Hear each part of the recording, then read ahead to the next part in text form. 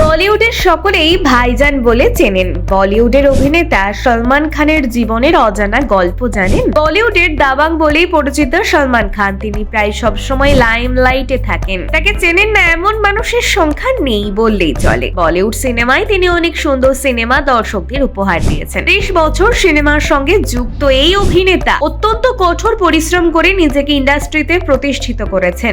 জাতীয় চলচ্চিত্র পুরস্কার এবং 2টি ফিল্মফেয়ার পুরস্কারে সম্মানিত হয়েছিলেন।